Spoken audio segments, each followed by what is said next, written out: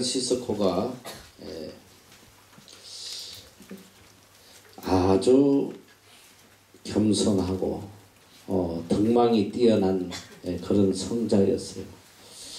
그래서 어느 날 제자가 물어봅니다. 선생님 어떻게 해서 이렇게 평생 이렇게 존경을 받고 삽니까? 이 그리스도인에게 있어서 가장 신앙에 중요한 것이 무엇입니까? 첫째 되는 덕목이 무엇입니까? 그렇게 물었더니 겸손이다 이렇게 이야기했어요. 겸손이다. 그러면 둘째 되는 덕목은 무엇입니까? 둘째도 겸손이다. 그럼 셋째는 무엇입니까?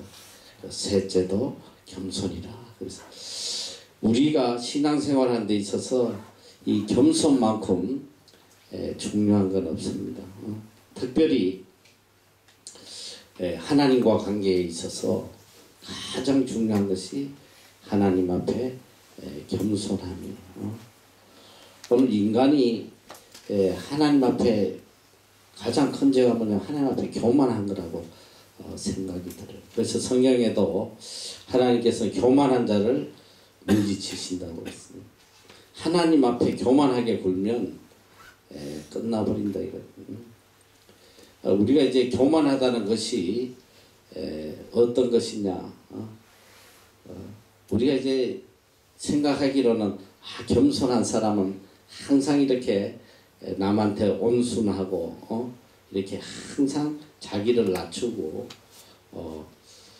항상 머리 숙이고 사는 그런 사람이 겸손한 사람이다. 여러분이 살아가면서 야, 이 사람은 참 겸손하구나. 그런 사람들 가끔 볼 거예요. 나도 살아오면서 보니까 참 저분은 어떻게 이렇게 겸손한가 이렇게 생각을 한 분들이 종종 있는데요. 근데 문제는 이야기를 해보면 정말 교만한, 이건 뭐 말로 할 수 없이 그런 교만한 사람들이 있더라고요. 그래서 우리가 자칫 잘못 판단할 수 있어요. 겸손한 것이 뭐 외형적으로 이렇게 말씨도 또 온유하고 또 이렇게 행동도 겸손하게 보이는 그게 겸손이 아니더라 이거예요. 오늘 성경의 기준에 겸손과 교만이라는 것은 뭐냐? 하나님을 인정하지 않는 사람은 일단 교만해요. 하나님을 인정하지 않고 살아가는 사람은 하나님이 보실 때 가장 교만한 사람이에요. 아무리 인간 앞에 겸손해도 하나님을 인정하지 않는 사람은 말로 할 수 없이 교만한 사람이다. 가끔 보면 아주 자기 중심적인 그런 사람들이 굉장히 많아요. 우리가 하나님을 믿으면서도 가장 모르고 짓는 죄가 뭐냐면 하나님 앞에 교만함이에요. 이 교만함. 내 인생의 주인이 내가 되면 이건 하나님 앞에 정말 교만한 거예요. 우리가 알아야 돼. 겸손은 뭐냐? 하나님 앞에 겸손하다는 것은 내가 오로지 하나님의 은혜로 살아간다는 거. 내 삶이 전적으로 하나님 은혜 안에 있다는 거, 이걸 깨닫는 사람이 겸손한 사람. 끝까지 내가 주인이 되어서 내 능력으로 내가 잘나서 살아가는 것처럼 느낀다면 하나님 앞에 굉장히 교만한 사람이죠. 하나님 앞에 내가 아무것도 아니라는 거, 이걸 깨닫는 사람이 겸손한 사람이에요. 오늘 우리가 하나님 앞에 내세울 게 뭐가 있어요? 우리는 이미 죄인이란 말이지. 성경에도 의로운 사람이 하나도 없다고 그랬어. 우리 죄값으로 이미 다 심판받고 죽었어야 될 그런 자들인데 불구하고 하나님의 은혜로 우리가 구원을 얻고 또 하나님의 이 축복하심 속에, 인도하심 속에 하루하루를 살아가고 있잖아요. 이걸 깨닫고 살아가는 사람이 겸손한 사람. 그래서 이 겸손한 사람은 절대 자기를 드러내지 않아요. 자기를 드러내지 않고 언제나 내 삶을 통해서 하나님의 은혜만 드러낸단 말이에요. 이렇게 이야기를 해보면 이 사람이 정말 겸손한 사람인지 교만한 사람인지 금방 알 수가 있어요. 항상 이 대화의 주제가 내가 이렇게 시작하는 사람은 굉장히 교만한 사람. 이 겸손한 사람은 항상 주어가 하나님이더란 말이에요. 하나님 은혜로, 하나님의 도움으로, 하나님의 인도하심으로 항상 내 삶의 주제가, 말의 주제가 하나님이 주어가 돼요. 그런데 이 교만한 사람들은 항상 자기가 주어가 돼 있어. 내가 말이지 어떻게 하고 내가 우선이 되는 이런 사람들은 교만한 사람이다. 결론은 뭐냐? 교만하면 하나님 앞에 버림받고 교만하면 멸망하는 거예요. 자기를 드러내는 사람은 멸망하게 돼 있어.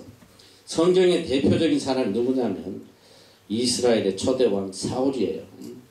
사울은 특별히 하나님께서 그를 사랑하셨어. 하나님의 나라를 세우는데 초대왕을 세울 때에 하나님께서 얼마나 구별해서 세우셨겠어. 사울왕은 처음에는 너무너무 겸손했어요. 하나님께서 그 사울의 겸손함을 보고 세우셨거든. 사울의 겸손함을 보고 사울을 왕으로 세우려고 그럴 때 도망가서 숨었어. 내 같은 사람이 무슨 왕이 될 수 있나.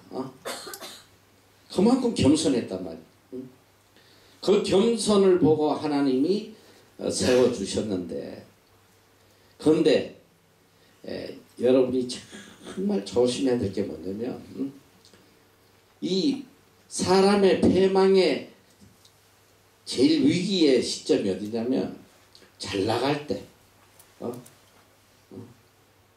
모든 게 잘 풀리고 모든 사람이 나를 높이 보고 할 때 그때 무너지는 거예요. 사울이 참 그 마음으로 갔더라면 얼마나 위대한 왕이 되었겠나.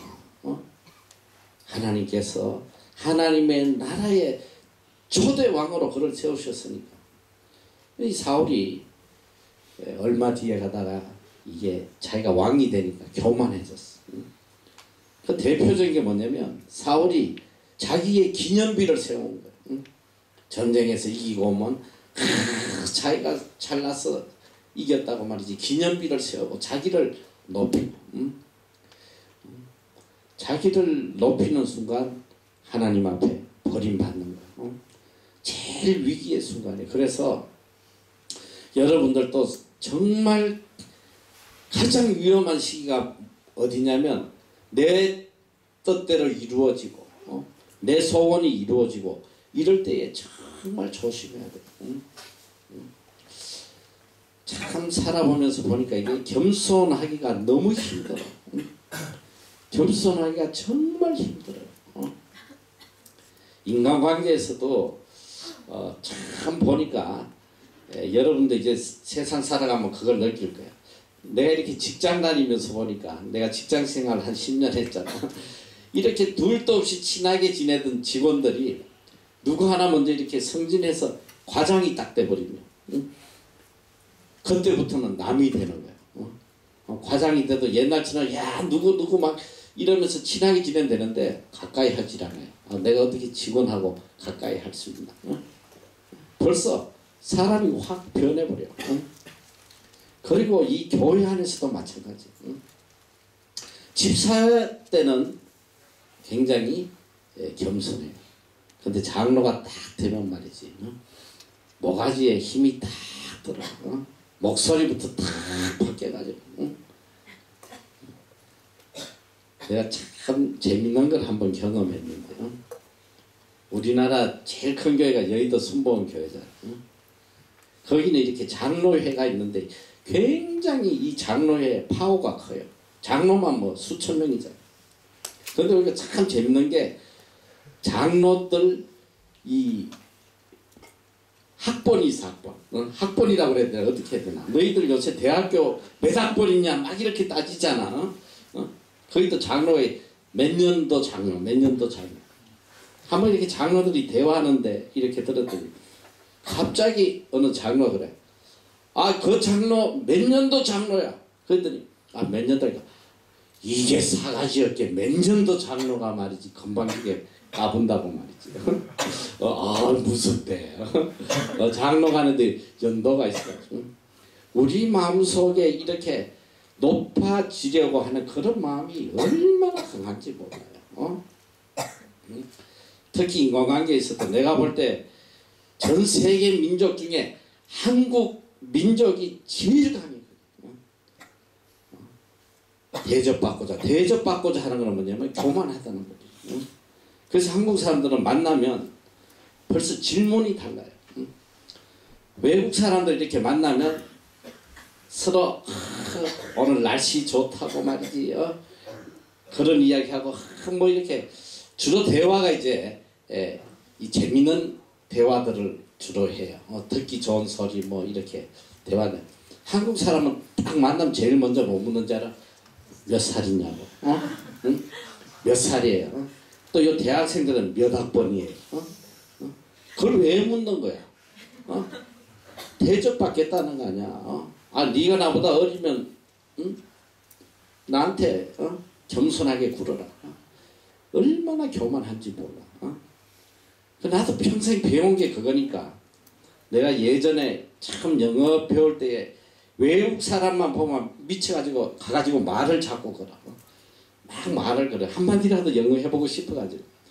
근데 이게 묻는 게 딱 정해져 있어. Where do you come from? How old are you? Are you married or single? 뭐 이게 묻는 게 딱 정해져. 어떤 미국 여자가 꽃집에서 만났는데 또 가서 말을 걸었지. Where do you come from? How old are you? 뭐 몇 마디 볼 때 이 여자가 신경질을 팍 내면서 나한테 가다 Are you CIA? 이러더라고. Are you CIA? CIA가 뭐야? 정보국 아니야? 미국 정보. 당신이 뭐 정보국에서 왔냐고. 왜 남의 사생활을 묻고 이러냐. 근데 이 나라에서는 이제 여자한테 나이를 물으면 굉장히 큰 실수요. 절대 그런 거 물으면 안 돼. 여자한테. 그런 거 가르쳐 주지도 않아. 물어도 가르쳐 주지도 않아요. 우리 민족에게는 특별히 그렇게 대접받으려고 하나. 이 대접받으려고 한다는 건 내 마음속에 교만함이 가득하다는 거. 교만함이 엄청 가득하다는 거. 어느 곳에 가도 대접받으려고 하는 그런 마음들이 가득 차가지고 이 서로 간에 이런 불화가 끊이지 않아요. 그래서 언어부터가 달라. 언어부터. 언어에 보면 벌써 이 민족이 교만한 민족인지 아닌지 나타난다면 우리 한국어에는 유일하게 각 사람마다 부르는 호칭이 다 달라요.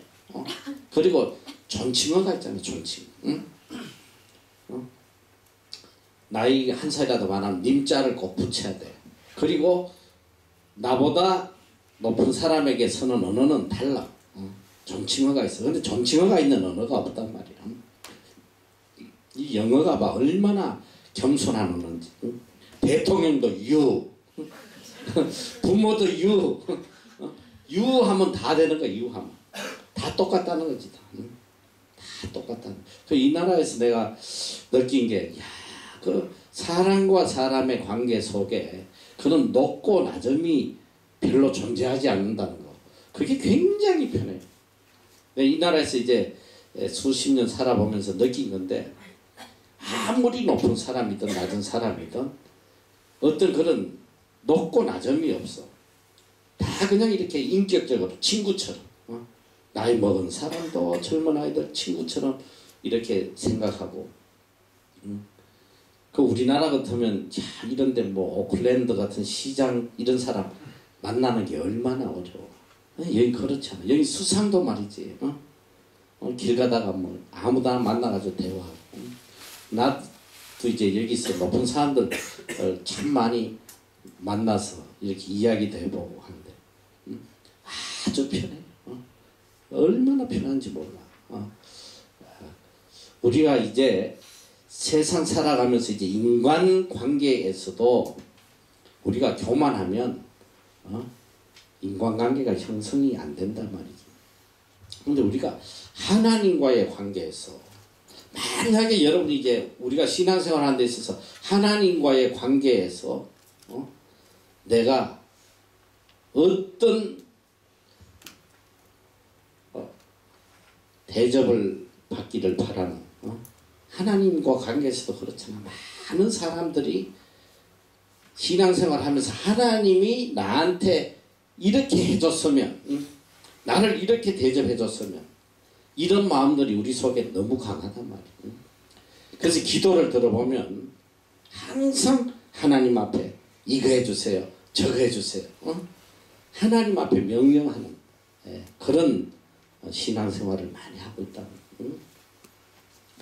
여러분 우리가 하나님 앞에 교만하면 죽는단 말이야. 잘 알아야 돼요. 우리가 하나님과의 관계에서는 절대 순종, 하나님 앞에서는 절대 순종이고 절대적으로 하나님을 신뢰하고 따라가야 돼. 하나님과의 관계에서 내 의지와 내 뜻이 살아난다는 것은 이게 교만한 거거든. 인간관계에서도 자꾸 내 뜻대로 하려고 이러면 굉장히 교만한 거예요. 하나님과의 관계에서는 절대적으로 하나님 말씀에 순종하고 따라갑니다. 그래서 성경에는 어떤 곳에서 복종하라고도 복종. 순종을 못하면 순종은 기쁜 마음으로 하는 거지만 복종은 기쁘지 않아도 따라가야 되는. 그 성경에 복종하라는 말씀도 있어. 순종을 못하면 복종을 해라. 하나님의 말씀에 절대적으로 따라가라는. 그래서 우리가 이 교만하면 죽는다는 거. 내 삶에 내가 주인이 되는 순간 나는 교만해져요. 그러니까 우리가 적어도 신앙생활하고 하나님의 자녀면 내 삶을 송두리째 하나님께 맡겨야 돼. 전적으로. 그래서 항상 우리의 기도 또 우리의 간절한 바람이 뭐냐면 주님 뜻대로 하시옵소서. 우리의 기도가 항상 그래. 주님 뜻대로 하세요. 주님 이렇게 해주세요 이렇게 해주세요. 그게 아니라 항상 주님 앞에 주님 뜻대로 해주십시오. 주님 기뻐하시는 대로. 그리고 우리의 기도가 항상 주님의 뜻을 구하는 그런 기도가 돼야 된다. 그런데 많은 신앙인들이 주객이 전도돼 있어. 주객이. 주님의 뜻대로 살려는 게 아니라 내 뜻을 이루기 위해서 주님에게 이래라 저래라 구하는 이게 얼마나 잘못된 신앙. 근데 그게 잘못된지를 모르고 있는 게 더 문제란 말이지.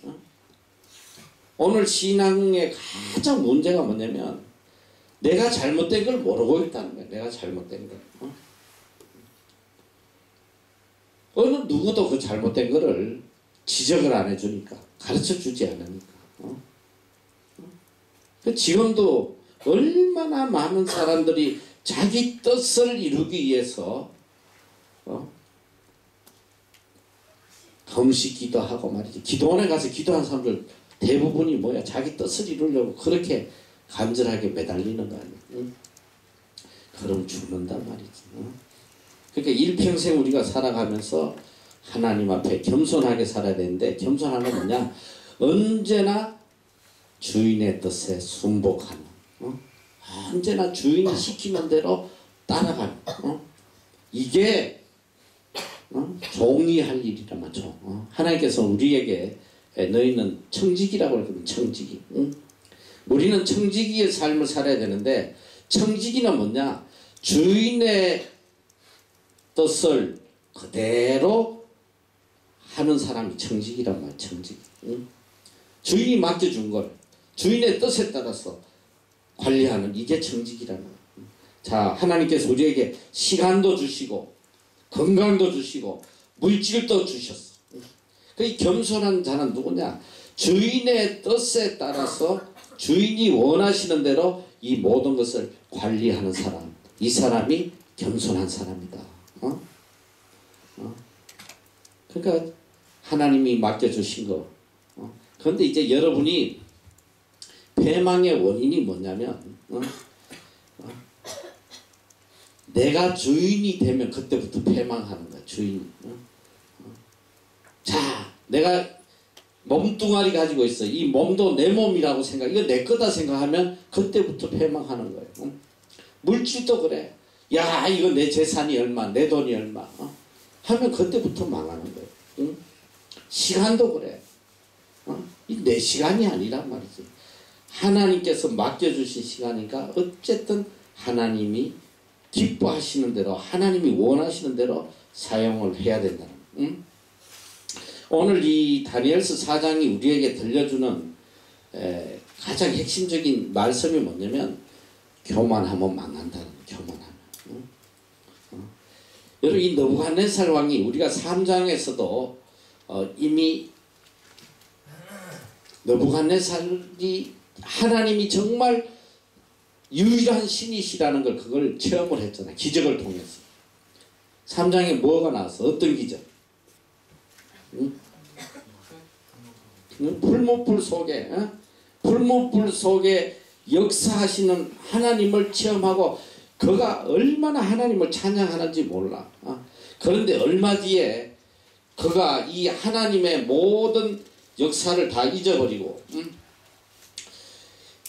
지금 이 제일 평안할 때가 위기라고 이야기했는데 지금 이 느부갓네살은 4장에 보면 전 그 메소포타미아 지역을 다 점령해가지고 어느 누구도 그를 감히 대적할 수 없는 그런 높은 위대한 자리에 앉게 됐단 말이에요. 그러는데 여기 보니까 4절에 보니까 나 느부갓네살이 내 집에 편히 있으며 내 궁에서 평강할 때에 아주 평안할 때 태평스러울 때 모든 걸 점령하고 평안할 때에 그가 꿈을 꾸게 돼요. 다시 꿈을 꾸게 돼요. 근데 요번에는 희한하게 이 꿈을 느부갓네살이 다 기억을 하고 있어. 이런 꿈을 꿨는데 그 나라 박수와 술객들에게 이 꿈을 해석하라고 해도 어느 누구도 해석을 못하는 거야. 그러다 보니까 결국은 이 다니엘을 불러가지고 이 꿈을 좀 해석하도록 이렇게 부탁을 해요. 이 꿈의 내용이 뭐냐면 이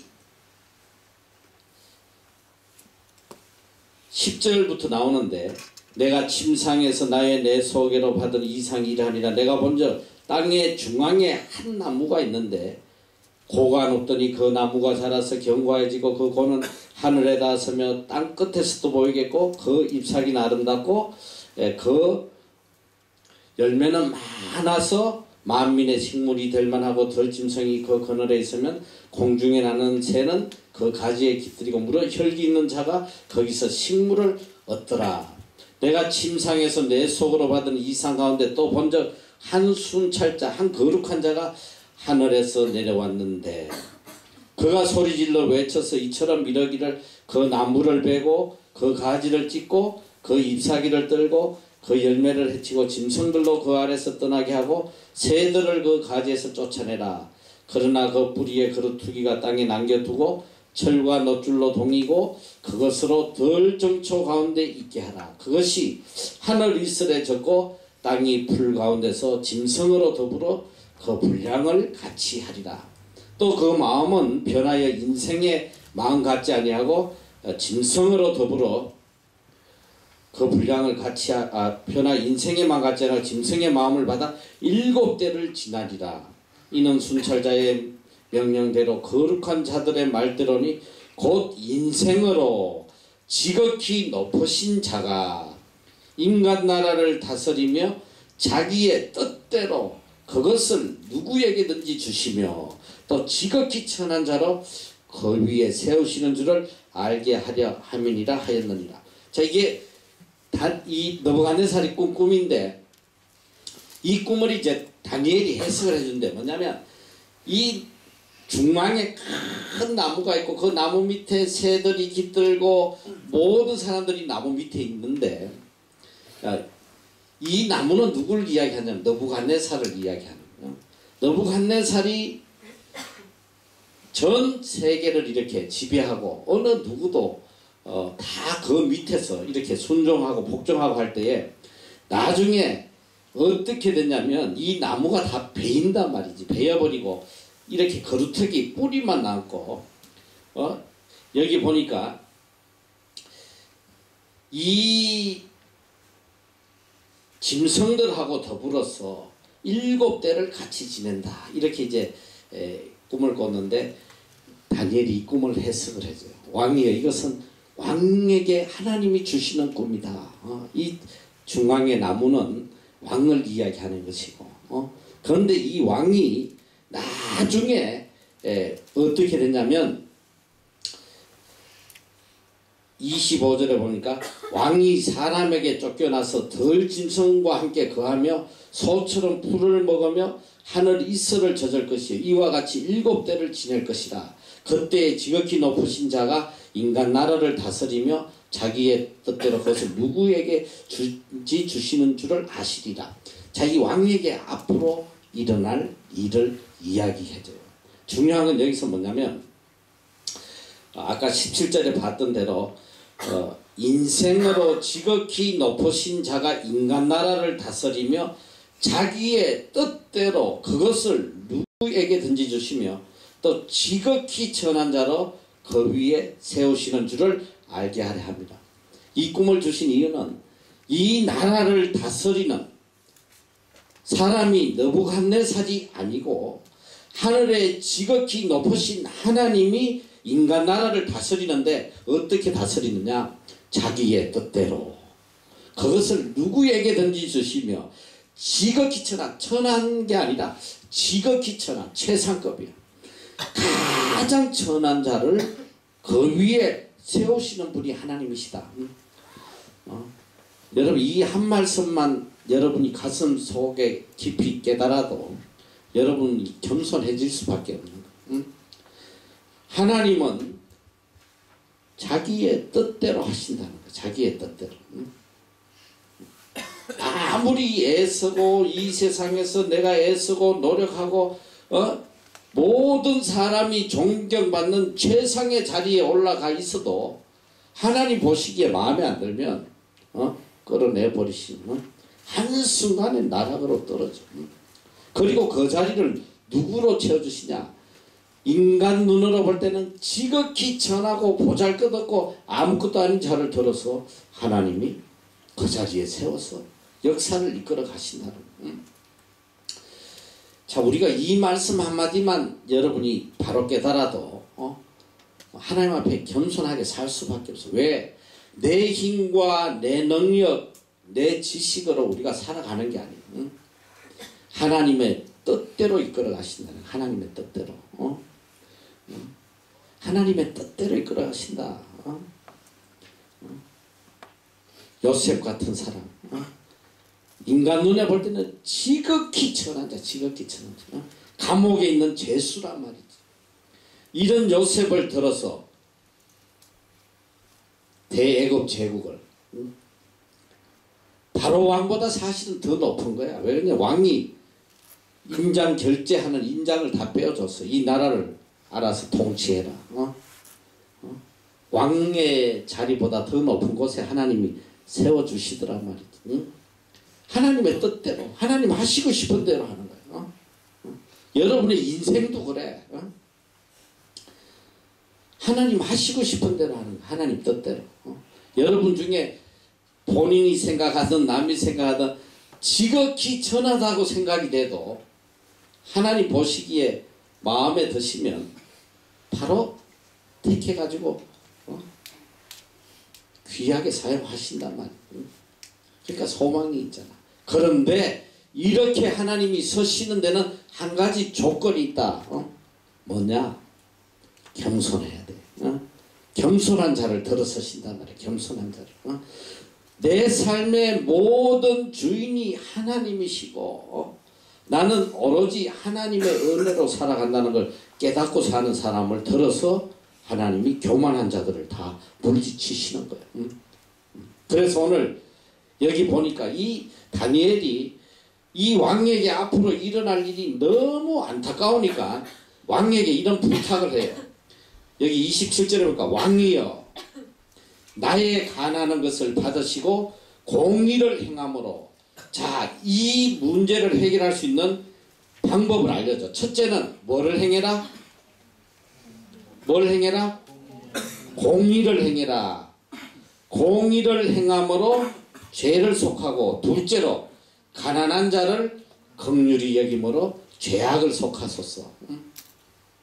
첫째는 공의를 행하고 둘째는 가난한 자를 긍휼히 여겨라. 그러면 왕의 평안함이 혹시 장구하리다 하였느니라. 지금 이 왕 앞에 닥칠 이런 위기 상황을 해결할 수 있는 대안을 제시를 해줘요. 하나님 앞에 공의를 행해라. 공의를 행한다는 건 뭐냐? 하나님의 뜻을 이루어가는 거예요. 하나님이 말씀하시는 대로 어려운 길로 따라가라는 거예요. 그리고 그 다음에 가난한 자를 긍휼히 여기라. 이건 뭐냐? 하나님 앞에 언제나 선한 삶을 살아라. 무수 사람들에게 은혜를 베풀고 하나님의 뜻을 이루어가는 삶을 살아라. 그러면 이 재앙이 안 올 수도 있다. 이렇게 방법을 가르쳤는데 문제는 뭐냐? 여기서 다니엘이 이렇게 가르쳤는데도 불구하고 느부갓네살이 어떻게 하냐면 딱 1년이 지난 다음에 12달이 지난 후에 내가 바벨론 궁 지붕에서 거닐새 나 왕이 말하여 가로되. 잘 들어봐. 지금 이 느부갓네살의 마음이 어떤지 잘 들어봐. 자, 나 왕이 말하여 가로되 이 큰 바벨론은 내가 능력과 건세로 건설하여 나의 도성을 삼고 이것으로 내 위엄의 영광을 나타낸 것이 아니냐 하였더니 이 문장 중에 딱 와닿는 게 뭐야? 여러분 마음에 딱 와닿는 게 뭐야? 주어가 누구야? 전부 다 나야 나. 내가 나 왕이 말하여 가로되 이 큰 바벨론은 내가 능력과 권세로 건설하여. 누가 건설하여? 내가. 그 다음에 나의 도성을 삼고 이것으로 누구의 위엄? 내 위엄의 영광을 나타낸 것이 아니냐 하였더니 죽으려고 이제 용을 서는 거야 지금. 내가 주인이야. 내 능력과 건세로 내 인생을 내가 건설하고 이제 내 영광을 내가 얻어야겠다. 여러분 잘 알아야 돼요. 아무리 이런 대바벨론 제국을 건설해도 하나님 앞에 교만하게 굴면 한순간에 덜 짐승이 되는데 지금 우리가 알게 모르게 내가 살아온 것이 내가 노력하고 내가 열심히 애써서 오늘까지 왔다고 생각하는 그런 사람들이 참 많아. 그래도 내가 열심히 살아가지고 이렇게 일어났구나. 오늘 우리가 하나님 앞에서 이 나라는 주어가 들어오면 안 되노. 절대로 내가 드러나면 안 된단 말이야. 나의 나된 것이 오직 하나님의 은혜다. 이 바울의 고백처럼 항상 우리 마음속에 내가 살아가는 이 모든 것 전적 하나님의 은혜라는 거 이걸 깨달아야 돼요. 하나님의 은혜를 여러분이 망각하면 망하는 지름길이야. 오늘 이 느부갓네살에게 하나님께서 지금 몇 가지 엄청난 사건을 통해서 하나님이 살아계시고 하나님이 이 역사의 주인이시라는 걸 이렇게 가르쳐 주셨는데도 또 다니엘을 통해 가지고 빨리 하나님의 공의를 행하고 가난한 자를 돌보고 하나님이 맡겨주신 이 자리에서 청지기로서 사명을 감당하라고 이렇게 가르쳐 줬는데도 불구하고 이 교만함이 말이지. 나의 도성을 삼고 이것으로 내 위엄의 영광을 나타낸 것이 아니냐.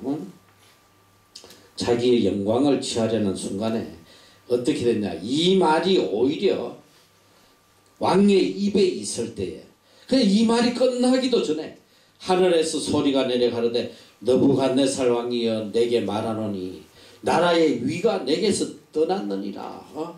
내가 사람에게서 쫓겨나서 덜 짐승과 함께 거하며 소처럼 풀을 먹을 것이며 이와 같이 7대를 지내서 지극히 높으신 자가 인간 나라를 다스리며 자기의 뜻대로 그것을 누구에게든지 주시는 줄 알기까지 이르리라 하더니 몇 해 동안 7대 몇 년이야? 그래 이건 뭐 정확한 기간은 알 수 없는데 대강 뭐 한때는 1년으로 지금 생각을 한다 이렇게 이야기를. 자, 만약 여러분 한번 생각을 해봐. 이 대바벨론 제국의 황제로 있다가 말이지 갑자기 왕위에서 쫓겨나서 덜에서 7년 동안 소들하고 양들하고 풀 먼저 뜯어먹겠다고 싸우면서 침질질 흘리고 상상이나 되노? 하나님 앞에 교만하면 한순간에 인생이 이렇게 비참하게 돼요. 나는 가끔 이 신문이나 이런 데 보면 참 안타까운 경우가 많아. 참 이렇게 정말 힘들게 어렵게 해가지고 올라간단 말이지. 우리나라의 장관 이상 임명받으려면 뭐 해야 돼? 국회에서 청문회 하지. 얼마나 까다로워. 청문회 하는 거 보면 그게 무슨 성자를 뽑는 건지 장관을 뽑는 건지. 거기에 목회자들도 거기 가면 다 떨어져. 요만한 도덕성 잘못된 것도 다 지적하잖아. 그런 허물없는 사람이 이 세상에 누가 있겠어. 근데 그렇게 힘들게 올라갔어. 근데 참 안타까운 게 올라가가지고 불과 몇 개월 못하고 아주 창피당하고 떨어지는 사람들이 많아요. 요번에도 보니까 이완구 부총리인가 뭐 있잖아. 국무총리. 진짜 어렵게. 청문회에서 그냥 가진 욕을 다 얻어먹고 도저히 안 될 것 같이 해서 올라갔는데 올라가가지고 3개월도 못 채우고 말이지. 쫓겨나. 그래서 내가 그런 분들 보면 참 안타까워요. 저 양반은 안 올라갔더라면 얼마나 좋았겠나. 창피도 안 당하고 그냥 국회의원이나 하고 있을 텐데 국회의원까지 다 말이지 말아먹고 이런 경우가 많아. 예전에 굉장히 오래됐어요. 여러분들은 잘 기억을 못할 거예요. 서울시장으로 최연소 서울시장이 된 사람이 있어. 내가 그 사람 이름은 잘 기억을 못하는데 아마 40대에 됐는지 40대 전에 됐는지 최연소 시장이 됐어. 그런데 그래가지고 뭐 아주 신문을 확 덮었어. 이렇게 최연소로 서울시장이 됐다고. 본인도 뭐 얼마나 감격무량했겠. 그런데 서울시장 되고 7일만 쫓겨났어.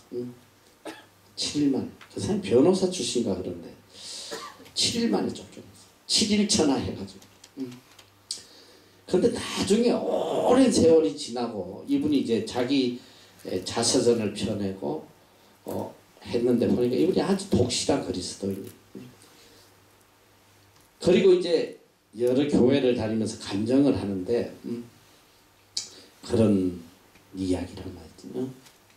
자기는 그렇게 올라가려고 발부둥 쳐서 올라갔는데 하나님께서 끌어내리시니까 이거는 한순간에 너무 비참한. 그런데 이제 그 사건을 통해서 많은 걸 깨달았다는 거. 정말 모든 주권은 하나님에게 있는 것이고, 만약에 거기서 떨어지지 않았으면 인생이 정말 더 비참했을 거라고. 떨어져서 깨닫게 됩니다. 하나님의 놀라운 섭리를 깨닫게 됐다는 거. 그리고 인간이 아무리 애쓰고 발버둥치고 올라가도 하나님 보시기에 교만하면 떨어지는 거야. 한순간에 나락으로 떨어져요. 그래서 하나님께서는 자기의 뜻대로 누구에게든지 주신다는 거예요. 자기의 뜻대로. 이 말씀은 우리에게 또 큰 소망과 희망이 되는 거예요. 지금이라도 우리가 정말 하나님 앞에 겸손한 자로 살아가면 하나님께서 언제 우리를 높여주실지 아무도 모른다는 거지. 하나님 앞에 교만하면 안 돼. 잠언 3장 34절에 보니까 진실로 그는 거만한 자를 비웃으시며 겸손한 자에게 은혜를 베푸신다. 하나님께서는 거만한 자를 비웃으시는 거예요. 하나님의 존재를 망각하고 자기가 주인이 돼서 살아가는 자를 하나님은 그냥 버려두시지 않아요.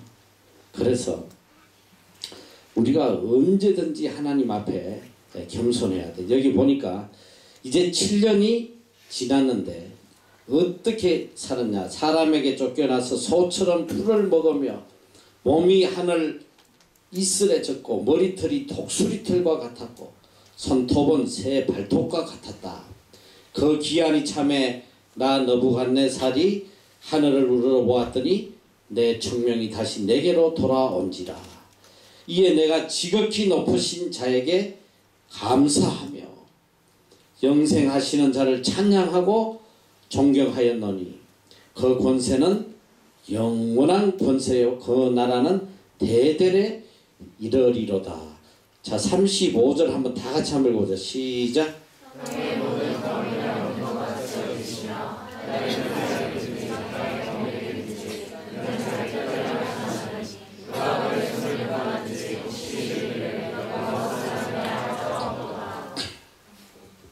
자, 오늘 이 결론이 뭐냐면 하나님은 그는 자기 뜻대로 행하신다.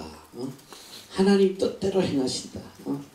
여러분 이거 하나만 깊이 깨닫고 마음속에 새겨도 성공적인 삶을 살 수 있단 말이야. 하나님의 뜻대로 하신다. 내 뜻대로 되는 게 아니다. 내 노력으로 이루는 게 아니란 말이야. 그러니까 우리가 이 세상을 어떻게 살아야 되겠어?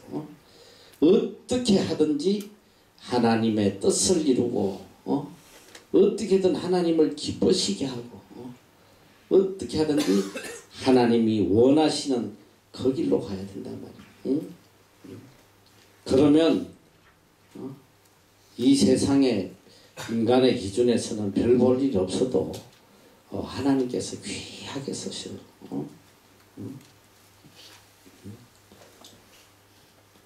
어쨌든지 하나님 앞에 잘 보이면 돼. 하나님 앞에 잘 보여야 된다.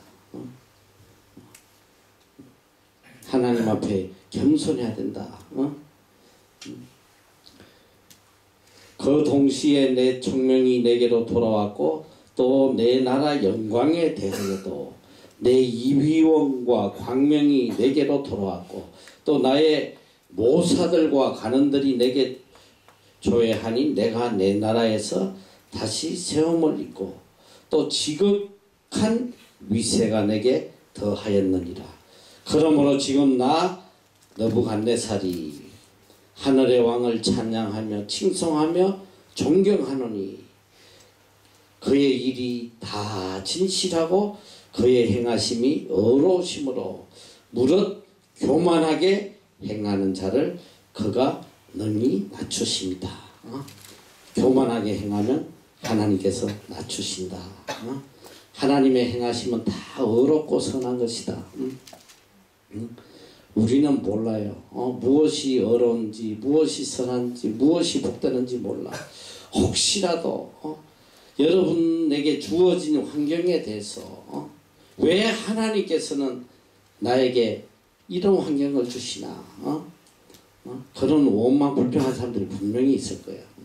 하나님은 왜 나를 가난하게 하시고, 하나님은 왜 나를 머리가 별로 안 좋게 하시고, 왜 하나님은 내 가정에 이런 어려운 일들이 있게 하시나. 여러분 중요한 건 뭐냐면 하나님이 나에게 행하시는 모든 일들은 다 어렵고 선하시다는 거. 그리고 최선의 것을 나에게 주신다는 거. 여러분 그걸 알아야 돼요. 그래서 어떤 환경이 나에게 주든지 그 환경에 겸손해야 돼요. 감사해야 된다. 이 감사하는 사람만이 겸손한 사람이야. 겸손한 사람만이 감사할 수 있고 또 교만하면 절대로 감사하지 못해요. 이 요셉이가 노예로 팔려가서 감옥에서 그런 비참한 삶을 살 때에 얼마나 원망 불평할 수밖에 없잖아. 그걸 어떻게 받아들일 수 있겠어. 더군다나 하나님 앞에 어렵게 살려고 바르게 살려고 발부둥 치다가 오히려 누명을 쓰고 감옥에 들어갔으니까 얼마나 하나님에 대한 원망이 크겠어. 어떻게 이런 환경을 주시나. 그런데 하나님의 하시는 일은 그렇게 놀랍단 말이지. 만약에 요셉에게 노예라는 게 없었고 감옥이라는 게 없었다면 그는 위대한 사람 될 수가 없어요. 하나님의 프로그램이에요. 하나님의 교육 과정이란 말이야. 그런 과정을 통해서 더 귀하게 서시기 위해서 훈련하고 연단해 가신다는 거, 그걸 잊으면 안 돼. 오늘 여러분들 중에 혹시라도 내게 주어진 환경이 마음에 안 들고 힘들다고 해서 거기서 원망 불평하면, 원망 불평하는 사람은 뭐냐면 교만한 사람이야. 교만한 거라고. 내 뜻대로 안 된다고 원망 불평하는 거 아니야. 교만한 사람이라고. 근데 여기서 정말 하나님 앞에 감사하고 겸손하게 나가면 그 환경이 언제 어느 순간에 어떻게 변할지 우리는 아무도 몰라요. 아무도 모르는 거야. 내일 일을 누가 알겠어. 하나님이 하실 일을. 그러니까 어떤 상황에서도 하나님 앞에 겸손해야 된다. 원망하지 말고 불평하지 말고. 이 느부갓네살 세상의 모든 걸 다 얻은 황제지만 하나님 앞에 교만한 순간에 하루아침에 덜 짐승이 되어버렸어. 너희 한번 상상을 해봐. 황제로 있다가 덜에서 짐승들하고 같이 풀 뜯어먹고 살아간다 하면 상상을 해보란 말이야. 올라갔다고 좋아할 것도 없고 또 내가 밑바닥에 있다고 설파할 것도 없어요. 어떤 상황 속에서든지 하나님이 주신 환경 속에서 겸손하게 감사하면 하나님께서 변화시키신단 말이에요. 이게 얼마나 놀라운 일이에요. 한순간에 변화시켜 주시고. 그러니까 오늘 여기 느부갓네살도 보니까 7년이 지나고 나서 비로소 그가 하나님의 그 위대하심을 깨닫고 찬양하게 되더라고요.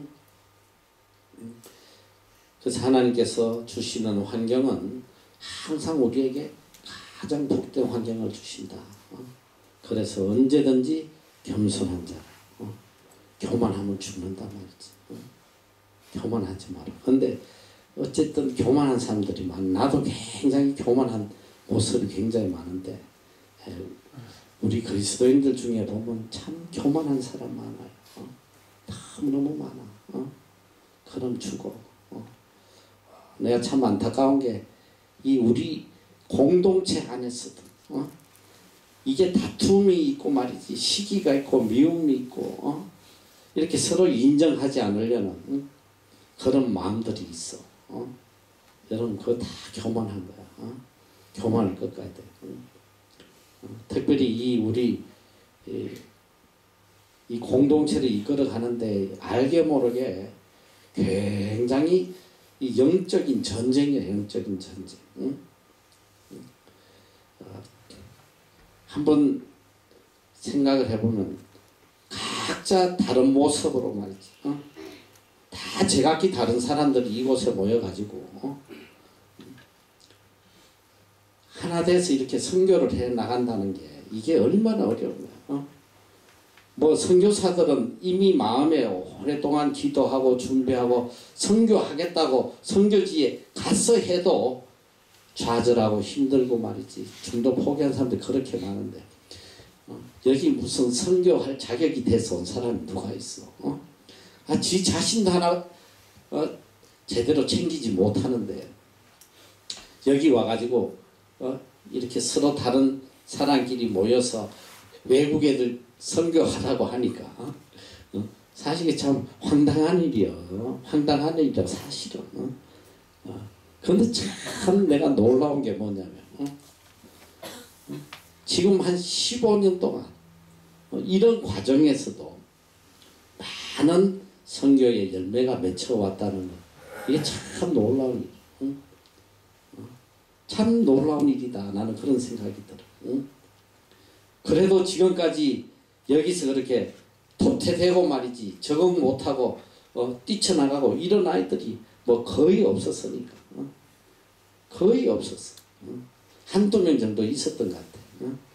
아주 특이한 케이스가 그런 경우 있었는데 그래도 여기서 하나 돼가지고 선교해 나가는 게 이건 정말 오직 하나님의 은혜라는 거예요. 그러니까 어쨌든 여러분들이 하나님이 주신 환경이니까 여기서 절대로 교만하지 말고 자기를 다 내려놔야 돼. 하나님의 뜻만 생각해야 된다 말이에요. 특별히 여기 또 우리 간사들이 지금 우리 이 공동체가 간사 중심으로 지금 돌아가고 있는데 이 간사들이 이제 나이들이 아마 뭐 어린 아이들도 있고 그래요. 또 믿음이 연약한 아이들도 있고 근데 어쨌든 이걸 이끌어 가는데 굉장히 수고하고 애쓰니까 어쨌든 여러분들이 도와줘야 돼. 겸손한 마음으로. 겸손한 사람은 항상 뭘 생각하냐면 하나님의 영광만 생각하는 거예요. 하나님의 영광. 내 영광이 아니라 어떻게 하면 이 내 삶을 통해서 하나님께 영광 돌릴 수 있나 그 생각만 하는 거예요. 그래서 여러분이 여기 있는 동안 어쨌든 겸손한 자로 하나님 영광이 드러나도록 우리 삶을 통해서 하나님의 영광이 드러나도록 최선을 좀 다해야 돼요. 그렇게 겸손한 자는 하나님이 들어서신다. 들어서셔요. 어떤 상황에서도 환경 보지 아니하고 사람 보지 아니하고 하나님 영광이 드러나도록 살아가는 사람. 이 사람 겸손한 사람이다. 그래 오늘 말씀의 핵심은 딱 그거야. 교만하면 죽는다. 하나님 앞에 교만하면 끝난다. 교만하지 마라. 그리고 정말 내 삶의 모든 것이 다 하나님의 은혜다. 하나님의 은혜를 배우는 어떤 것도 설명할 수 없어요. 어떤 것도 다 하나님의 은혜. 그러니까 항상 감사하고 하나님 영광에 초점을 맞추다 보면 여러분의 삶이 정말 복된 삶이 될 수 있어요. 믿습니까? 네. 기도하겠습니다.